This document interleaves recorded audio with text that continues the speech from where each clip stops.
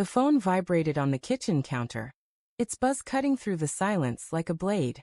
I froze, my hand halfway to the coffee pot, the air thick with the burnt toast scent of morning. Her name glowed on the screen, Elena. My wife. The woman who, just yesterday, texted that her work trip was extended another week. My thumb hovered over the decline button, a sick heat crawling up my chest. She hadn't called in days, not since that clipped message about client meetings in Chicago.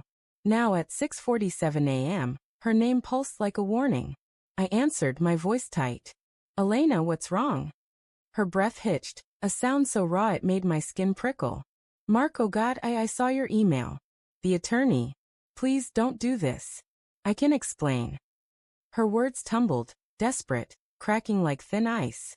My stomach lurched. The email. I'd sent it last night, a cold, calculated jab to her inbox after finding the hotel receipt in her coat pocket. A receipt for two, dated 3 nights ago, in a city she swore she'd never visited. The morning light slanted through the blinds, painting jagged stripes across the hardwood. I sat at the dining table, the receipt crumpled in my fist, its edges biting into my palm. Elena's voice still echoed in my head.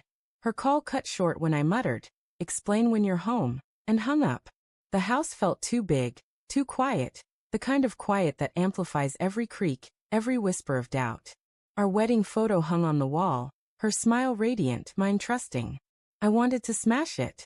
It started 2 weeks ago. She'd been distant, her laughter thinner, her eyes darting when I asked about her day. Work's intense, she'd say, her fingers twisting the hem of her blouse. I believed her. I always believed her. Elena, the marketing exec who could charm a room, who made me feel like the luckiest man alive. But then came the late nights, the locked phone, the perfume I didn't recognize clinging to her scarf. Small things, easy to dismiss, until they weren't. The receipt was the first hard proof. Tucked in her winter coat, forgotten, it listed a boutique hotel in Seattle, not Chicago. 2 glasses of wine, a late checkout, a king bed. My mind spun excuses. She was with a colleague, a friend. It was a mistake. But the dates matched her trip. I called the hotel, my voice steady despite the tremor in my hands. Can you confirm a guest named Elena Harper? The clerk hesitated, then said, she checked in with a man. I can't give more details. A man. The words landed like a punch, stealing my breath.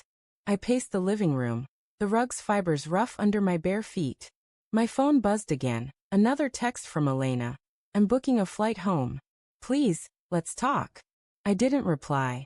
Instead, I opened my laptop, the email to my attorney staring back at me.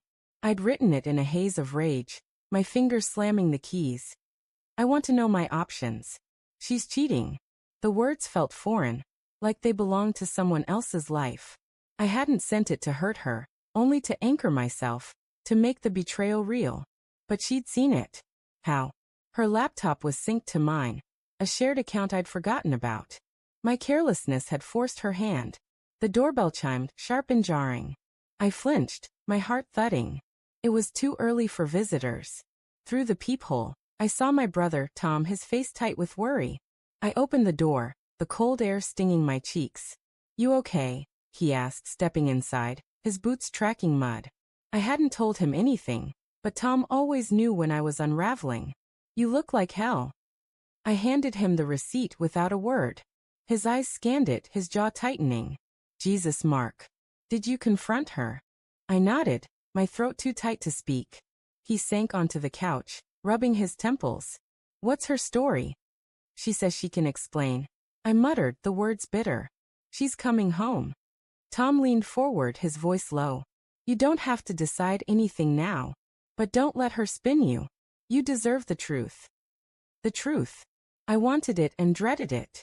Part of me still hoped it was a misunderstanding, that Elena, my Elena, hadn't shattered us.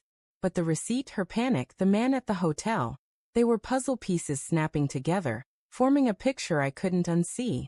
Elena arrived that evening, her suitcase rattling over the threshold. The house smelled of rain and regret, the storm outside mirroring the one in my chest.